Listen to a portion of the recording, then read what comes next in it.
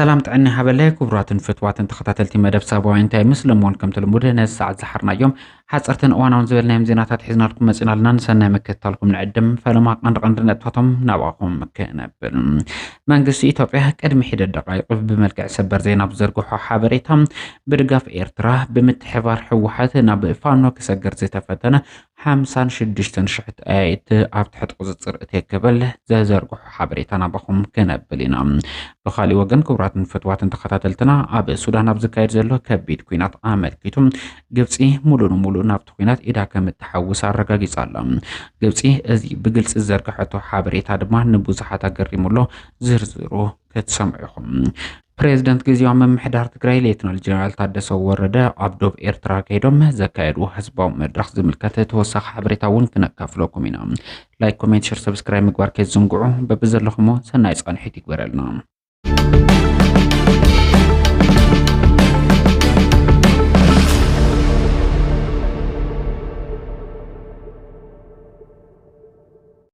ኣብ ትግራይ ኣብ ወርሒ ለካቲት ልዕሊ 65,000 ሄክታር መሬት ወፍሪ ዕቀባ ሓመድን ማይን ከም ዝካየደሉ ተገሊጹ ሰሞያ ሕርሻ ዞባታት ማእኸል ሰሜን ምዕራብ ትግራይን ኣብ ከተማ ዓድዋ ብተግባር ዝተሓገዘ ኣብ ሃፍቲ ተፈጥሮ ስልጠና ከም ዝተዋሃበ ክፍለጥ ተኻይሉሎም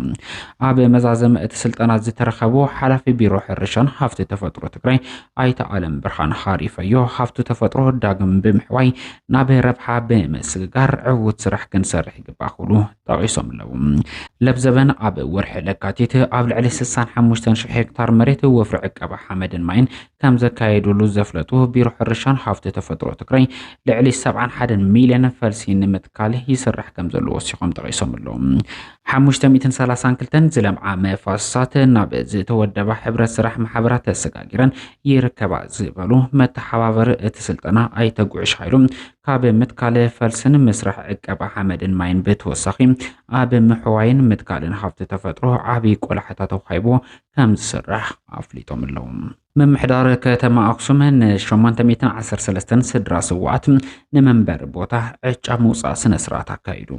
ممحدار كتما أقسم لهم شدش تطريق لتشن 18 أمت مرت باقوزا تراغز من 813 ناي سلستيوم معرف قالس سدرا سوات نمنبر زخون نفس وكفهم 140 كاري مريت بوتا نمخب ناي عجا موصا سنسرات كايد كمزو على تقاليسو لهم كانتبا كتما أقسم أيتتكو حيلا كمزبالو ناي سلستيوم معرف سدرا سواتنا ننوح اوانات حتو منبر بوتا كي تملس مصنحو بمزخر كما كتما من محدارن ابز عمت بتخرط كسرحن بموسان ابك قدماي زور 140 سدرا سوات نبرت اتا كتما ناي منبر عجا كم زوص زفلط خوينم لو مقعه نخالاي زور نشومن 113 سدرا سوات ناي منبر بوتا عجا موصا سنسرعت كم زتسالته تاقيسم لهم ازي زوحاوكم زلو بوتا حاولت سواتنا مخوانو ترديخم صريحكم تتقمت خطقوني يقباخلو ورسيخم حابيروم لهم تتقمت اتعدل زخونو سدرا سوات بوغنم كم زبلوه لهم استقايده موصا عجا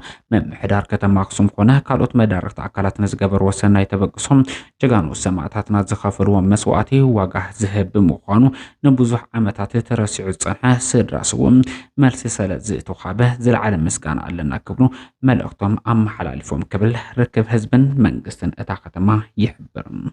ብሔረሰብ ኩናማ ዘልዕልዎ ሕቶ ተጠቃምነትን ሕቶታት ፍሉይ ደገፍን ጉቡእ ሕቶ ብምዃኖም መንግስቲ ብሰንኪ ኩናት ዝተሓሰየ ብሔረሰብ ኩናማ ንምድጋፍ ብትኩረት ክሰርሕ ይገብሉ ፕሬዝዳንት ግዚያዊ ምምሕዳር ትግራይ ሌተናል ጀነራል ታደሰ ወረደ ገሊጾም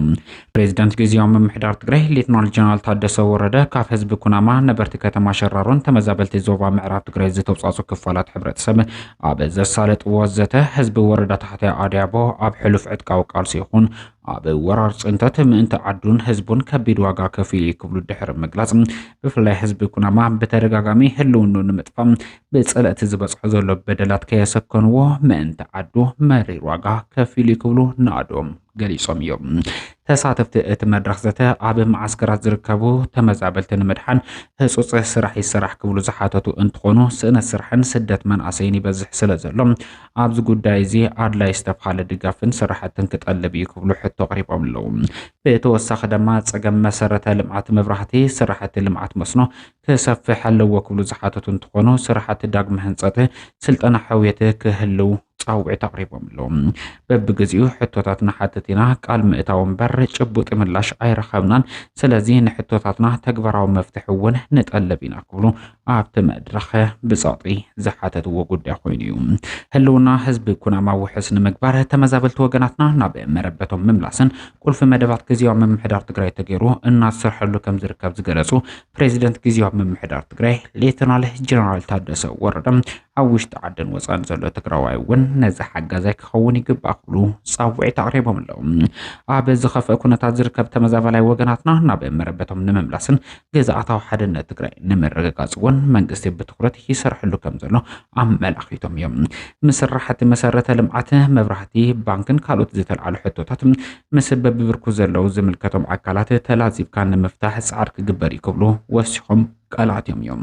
ተጠቃምነት ስድራ ስዋዕትን ሓርበኛታት ተጋደልትን ንምርጋጽ ካልኦት ሕቶታት መሰረተ ልምዓትን ሰናይ መምሕዳርን ብናይ መንግስቲ ዓቕሚ ንምምላስ ከም ዝስራሕ እውን ኣብቲ ዝነበረ መድረኽ ወሲሖም ጠቂሶም እዮም ፕሬዚደንት ግብፂ አብዱልፈታህ አልሲሲ ኣብ ሱዳን ወተሃደራዊ ምትእትታውን መጥቃዕቲ ኣየር ከካይዱ ምዃኖም ጠቂሶም ፕሬዚደንት ግብፂ አብዱልፈታህ አልሲሲ ኣብ ልዕሊ ዳዕመል ሰሪዕ ኣብ ዶበል ሊብያ ሱዳንን ዘየላቡ መጥቃዕቲ ኣየር ምትእታው ሰራዊት ግብፂ ከካይድ ምዃኖም ሎማዓንቲ ብወግዕ ዝሓበሩ እንትኾኑ ኣብ ሱዳን ጎኒ ጎኒ እቲ ብላዕላዊ ቤት ምክሪ ሱዳን ዝምራሕ መንግስቲ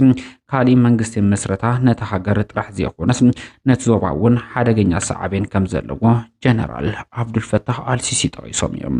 ትማሊ ዝወፁ ሓበሬታ ከም ዘመላኽትዎ ግብፂ ኣብ ዶባት ሊብያ ክንቀሳቀስ ንፅንሐ ሓይልታት ዳዕመል ሰሪዕ ብከቢድ ናይ ድሮን ነፈርቲ ኩናትን መጥቃዕቲ ከቢድ ኪሳራ ዘስዕበትሉ ምዃኑ ዝተጠቀሰ እንትኸውን ንድጋፍ ዳዕመል ሰሪዕ ተባሂሉ ካብ ሕብራት ዓረብ ኤምሬትስ ብኣንፈት ኢትዮጵያ ናብ ዶብ ሊብያ ዝተልኣኸ